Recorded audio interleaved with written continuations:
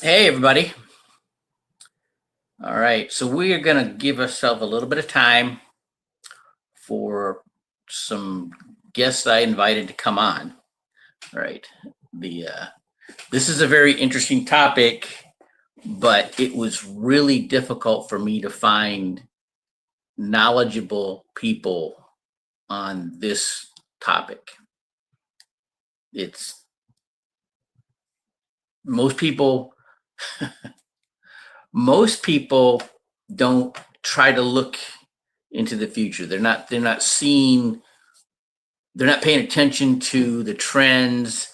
They're not paying attention to the cause and effect of stuff, whether it's taxes or whether it's uh, the taxes and inflation. We can think of that with our assets, but there's trends like this AI trend coming up right now.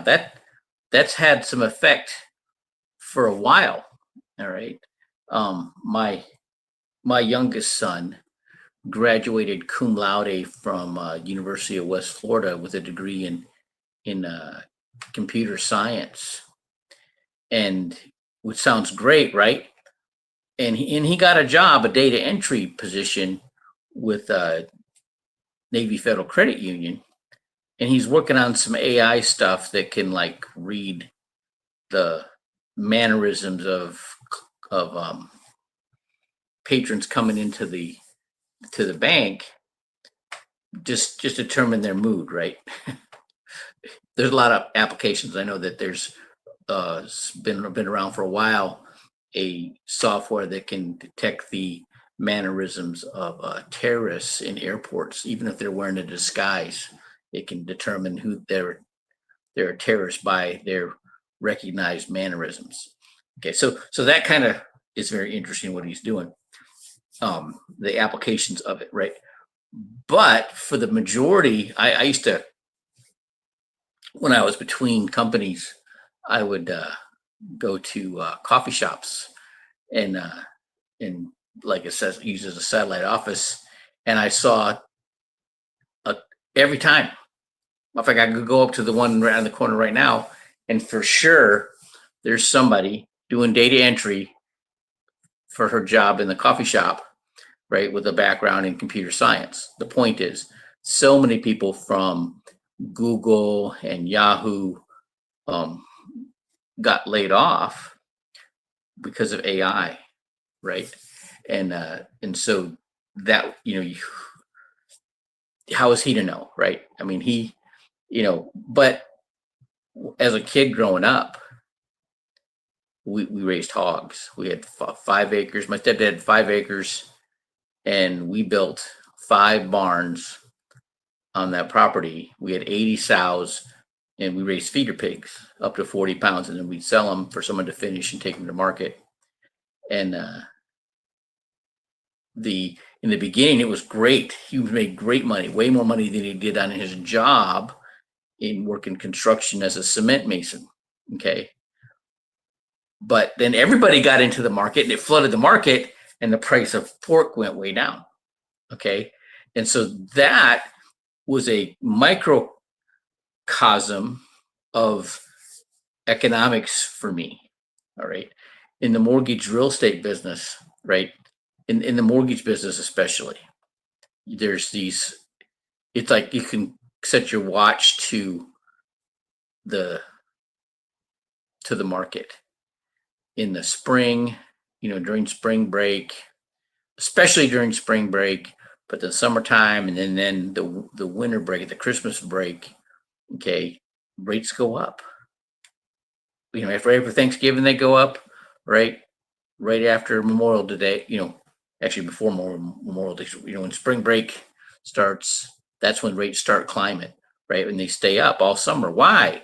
Because that's when people are moving, because their kids are out of school and they're moving to a new area, all right? And the kids can get started in the new school in the summertime, but that's when they're moving, that's when they're buying new houses. So it's all supply and demand. Rates go up. Okay. Um, oh, I'm hoping we get some guests on here because we got some things to talk about. Okay. So people freak out when it comes to the market fluctuations,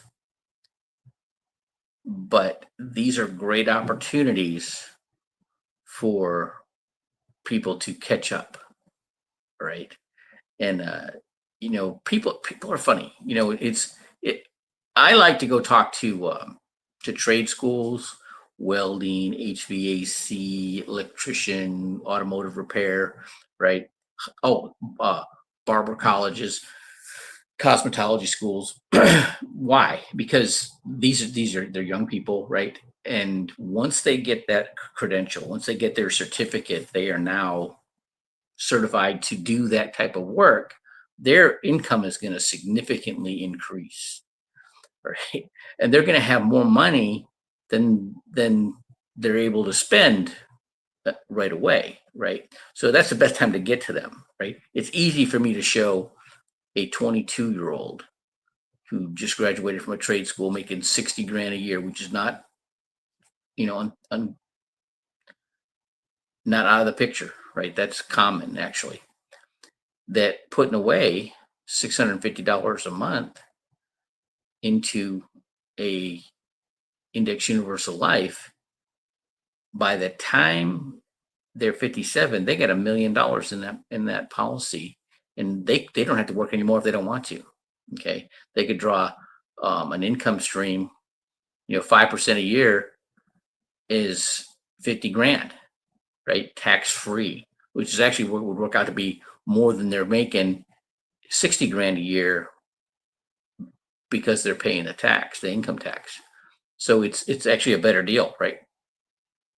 But when you're older and you realize you're behind, your late 30s, your early 40s, you're like, oh no, right? Well, the fluctuations in the market can help you catch up significantly. I'll tell you a story. All right. I'd been 2008 hit me hard, right? And had a securities license. Most of the things we were putting people in was the variable universal life products, and that means your money's in the market. And all these people, like, I got my license, all my licenses like November of 2007, and I got all these people in the market, in these products, right? And then bam, down 45%, right? They and they canceled their policies. It killed me. I had chargebacks to pay forever. Okay. And well, then it was about March of 2009. I'm meeting with this lady. She's a widow. Her husband was a Marine, died in Iraq.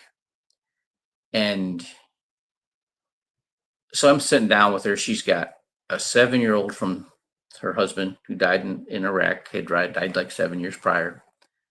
And she hooked up with her husband's best friend, another Marine. And they didn't get married because if she did, she would have lost her, $3,000 a month widow's pay. And she had a 2-year-old and one on the way. And so I'm going through their finances like everybody else. They're spending everything they're making. But then I got to her assets, and she had been sitting on $200,000 from the SGLI service group life insurance that she got when her husband died. I think she got $400,000. So she took $200,000 and she bought the house that she was living in San Marcos, California, on a hill overlooking the ocean, right? And a big, I think it was like 3 or 4 bedrooms, 2-car garage, beautiful house, right? And she looks at me and she goes, I know the market's on sale. I just don't know what to do. So out of that 200,000, she gave 117,000 to me to put into strategies for her. So I started off with a a non-qual 75,000 into a non-qualified annuity with Lincoln Financial that, hey, they got a special exemption from the IRS. So the way they blended the basis and the gain, um, she paid a lot less in taxes when she took her money out. Okay. And the older she got, the less taxes she had to pay. Well, now everybody can get a non-qualified annuity. They'll do this. Okay. And every carrier will do this. But at this time, they were like the first one, right? And then I set her up with a California municipal bond fund as an emergency fund. I think it was like 15,000. She got a 5% discount. Okay. And then a variable universal life with Pacific Life. And she front loaded it for years with a premium. Okay. Well, that means she got gain on her money right away. Okay. And okay, so at her annual review, now this is like March of 2010, and the annuity did 47%, the VUL did like 45%, and the California Municipal Bond Fund did 28%. Okay, so everybody's like, get her out of that because that's never happening again. So I converted that money into a non-qualified annuity with another carrier, which had a great guarantees, like a 6% minimum, right, and then up to locked in at the highest daily value, right. And then she didn't know how to read her statements, and I had left the industry for a while, and she'd always call me up every year and like try to help her figure out how much money she had. So it was like 2014. I had moved to Texas. I had lived in Dallas, so she came to Dallas, and so sat down. And by this time now, with her contributions, so it was like $450 a month she was putting away into the VUL, and the annuities were just the money was just growing in the annuity. She wasn't adding to it. Okay. But with the growth and her contributions by 2014, so 5 years, no, well, yeah, 5 years later, now she has $660,000 combined, right? And then into 2019, the market was cooking, taking off.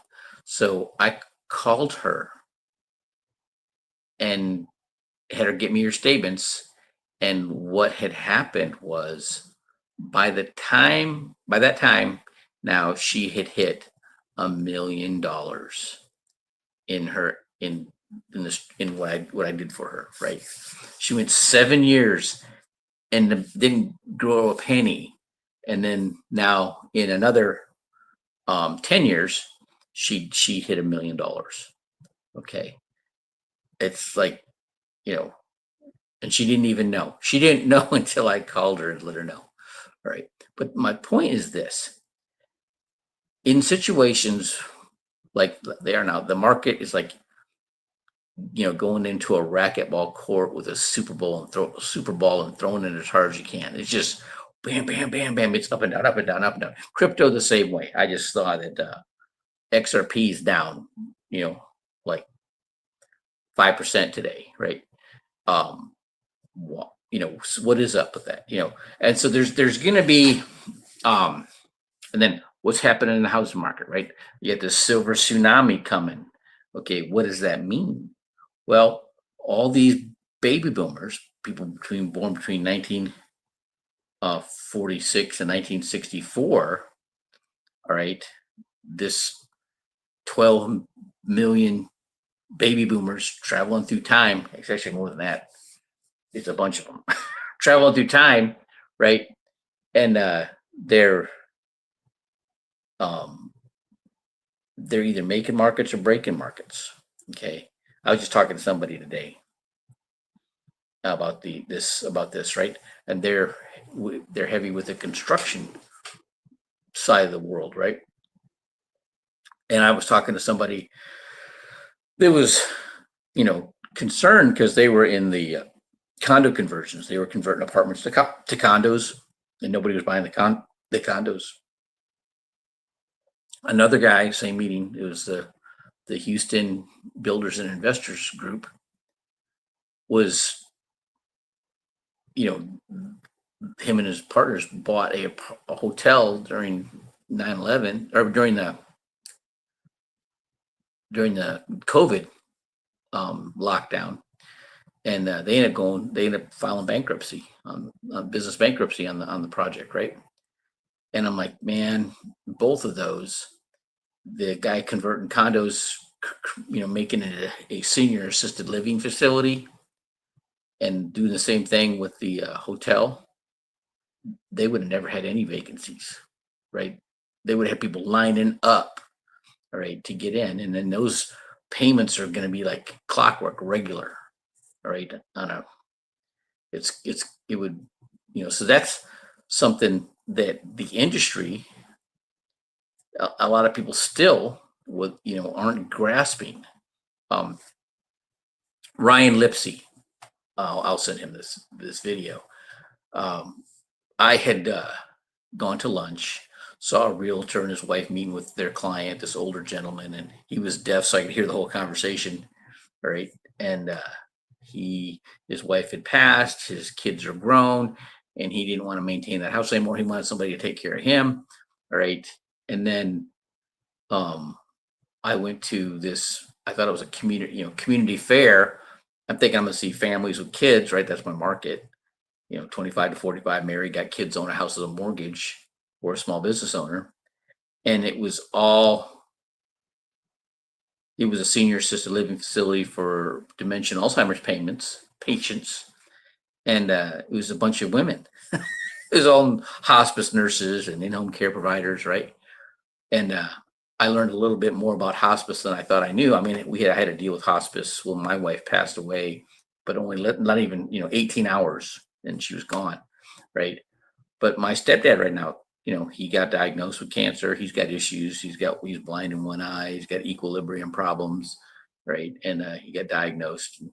He's like 88 years old, and he called him in. They're taking care of him, right? And and there's no time anytime soon, that he's going to be kicking over. But he's got somebody there and taking care of him, and checking on him, and making sure he's comfortable, and paying attention to him. All right. And so way more, if I'd have known what I know, if I'd known then what I know now, I could have been busy working, and somebody else would have been taking her to her appointments and taking care of the shopping and all that kind of stuff. Okay. But I didn't know that then. Right. But those industries are going to be booming, right? There's going to be a lot of opportunity with those type of businesses. Okay. The got somebody at church. They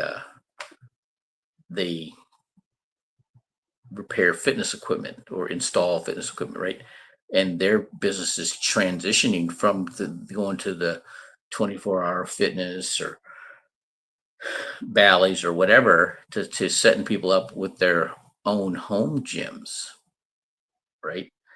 They don't want to go. They don't want to go out of their house, right? So there's just a different change. There's a book called 3 Feet from Gold, and it's about a guy that said he was going to start, mining for gold, right, in Alaska or somewhere, and he hits a vein, buys all this equipment, right, finances it against the future gain of, and after 3 feet, there's no more gold. He keeps digging and digging, and nothing. He's running out of money, and somebody who owns a salvage yard bought all his equipment, and this guy had been researching on gold mining, talked to somebody who was a geologist, and they said that probably the vein had turned, or that maybe there was a fault and it moved. It says go 3 feet left to right and start digging. Sure enough, bam, he hits that vein. All right. Now the first guy ended up making his million in the insurance business, right? But the that was a great story to talk about when I was um, recruiting people into the industry. But he be the point is, there's people like hit the wall, hit the wall, hit the wall, hit the wall, right? They're learning all these skills. They're they're hardworking. They're persistent, okay, but they're just not getting it, right? But then they take a step to the left or the right, and bam, they walk through the door. Okay, so that's what we're talking about with these fluctuations in the market. Somebody who's behind, they're they're in their late 30s to late 40s, right? And they realize they're behind. Okay, they can catch up. Now, this is what's really interesting. I've been comparing you know the index universal life with a 0% floor, and most of the time they had a cap between 8 and 12 for years. Okay, one company did away with the cap after year 5. And I'm like, what does that do? Because what was happening, I'm like, compared to the S&P with no protection, no guarantees, just the straight up S&P 500, a index universal life with a 0% floor and a 12% cap just was performed a little bit less than the straight up S&P, right? But when you take the cap off, oh wow. Okay, now that index universal life does better than the S&P. Now between 2008 and up until probably 2020, even after that, 2023, the advisors who have their proprietary software, they're used to time in the market, right? They have they're you give them your money, they have your money in the market when it's up and out when it's going down. They're missing it. They weren't, but then now they started getting it. Now the advisors are doing better now. Okay, um, so they may be doing better than a index universal life with a 0 floor and no cap. Okay, but you're I've heard it said in real estate, um, that a lot of times it's like trying to catch a falling knife, or trying to time the market for locking in your loan rate. We used to say it's like trying to catch a falling knife, right? And you got to be there in front of your computer when the market's down to to lock it, and then making sure your client's good to go for that, whatever, right?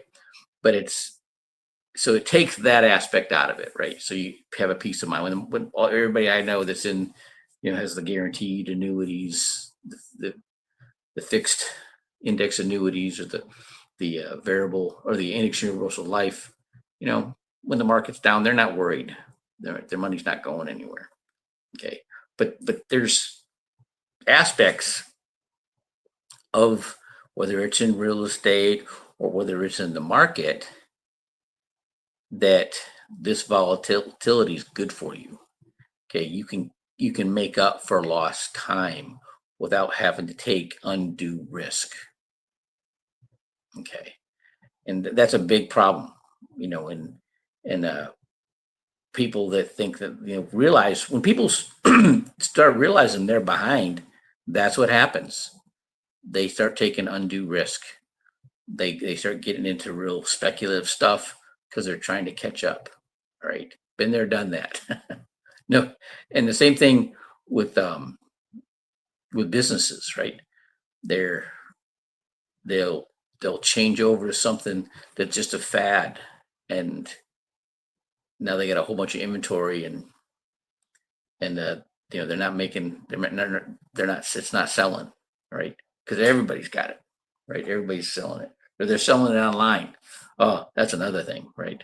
Brick and mortar is going to be scarce, right? Because you know, unless it's just let's just say a um, impulse buy, you know, or your groceries, and you could even get your groceries online, right now, right? So you're not, you know, you can make your grocery list and then get it out to DoorDash and get your groceries, and you didn't fall for the impulse buying. The guy that's buying your list for the groceries, the cost of having them do that could be absorbed by what you would have been paying on an impulse buy, whatever, candy bars, sodas, whatever, right? Oh, my ex-wife, her love language was gifts. She got more excited giving you a present for your birthday or Christmas than you did getting it. And she was highly susceptible to that impulse buying. She'd see something, oh, they'll be so excited about that, and she'd buy it, right? And it was out of the budget. Okay. And there's people that are like that, right? They so that's why you gotta, and they don't like to be restricted. They don't like to have a budget. They don't want to operate within a budget. Okay. That ooh, it's like punishment to them, right? Because they want to have that flexibility to make that just discretional purchases, right? Anyway, well, golly, there was one guy. I'm gonna talk about him before I end this podcast. Robert Campbell. So I was in the mortgage business. I had gone to construction lending, and that crashed. And then I get there doing commercial lending, and that was feast or famine. And I used to go to events and meet people that had, that were real estate investors. And the San Diego Creative Investors Association, they used to meet at the Scottish Rite Center there in Mission Valley. It's a nice big meeting room. And they had a speaker. His name was Robert Campbell. And he wrote the book, Time in the Real Estate Market. I'm like, oh, this would be a great seminar. Oh my God. This was June of 2006. This guy, and he didn't know how to use PowerPoint. He had an overhead projector with transparencies explaining what was going on in the real estate market. This is 2 years before the crash. Okay. It was amazing, right?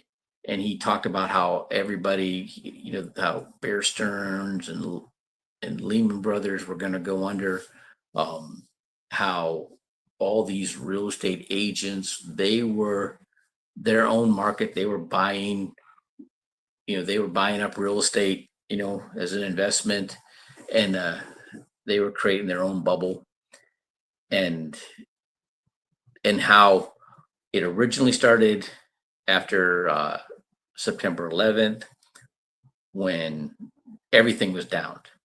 Bond markets were down, bonds and stocks, everything was down, right? And the only thing that was getting any kind of return was mortgage-backed securities. And so all of these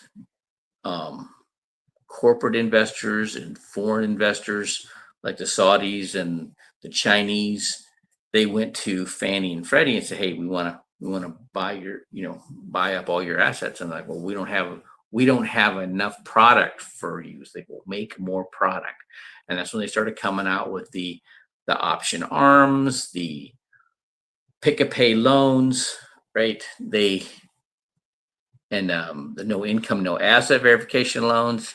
I mean, they just opened it up, right? And that is what caused the bubble in the real estate market. And even when it crashed, what happened is banks were becoming property managers, right? Banks they didn't want to flood the market, right? Because it's all supply and demand, right? And the property values would go down, and more people would walk away, and it would have just been, so they held on to them, artificially propping up the real estate market for a long time. 2020, um, there was this the repo market crashed. Okay, what is that, right? Well, it wasn't repossessed cars, right? I thought it was. So this is the repurchase operations with banks. So bigger banks like Chase and Barclays and you know um, the who's a big one in London in England. Um, the They would buy treasuries from the smaller banks. These were loans, and most of these loans were on used cars, right? And because of the push for the electric automobiles and China, no, not buying any more internal combustion engine automobiles from the United States, they thought people were going to do like they did with their real estate, park their cars along the side of the road and walk away. You put the keys above the dashboard and walk away like they did their houses in 2008. And so they were not buying these treasuries from the smaller banks, right? And so the Fed jumped in and bought them, and it did it for a while. Okay. And you didn't hear anything about it. Nothing like in 2008, where it was the numbers were pretty much the same as it was in 2008, but it wasn't an election year, right? All right. And um these so the there's this volatility happen all the time. Okay. And you want to, if you buy low and sell high, you are golden. Okay. But most people don't bother getting into whatever it is, real estate or crypto or whatever it is, until it's already booming, it's already taken off. Okay. And so looking, you know, the opportunities, for example, of the silver tsunami. All right, everybody's known this was coming for a bit. The people that started early anticipated that they're already benefiting from that. Okay, whatever else you can think of that's going to be affected by this anomaly. All right, it's probably going to do good for the next 20 years. All right, all right. So this is what I'm talking about, and I'm not talking about how to time the market. I'm not talking about um, what to do if it crashes. I'm not talking about you know the how it's going to affect negatively affect your life. I'm talking about how if you set things up strategically, you can benefit from it. Okay, and you can get caught up. You can make up for lost time. All right. So and I got people way smarter than me helping me. All right. So if you come to me, we're going to talk to them. All right. And they're going to help us. All right. Well, have a great weekend.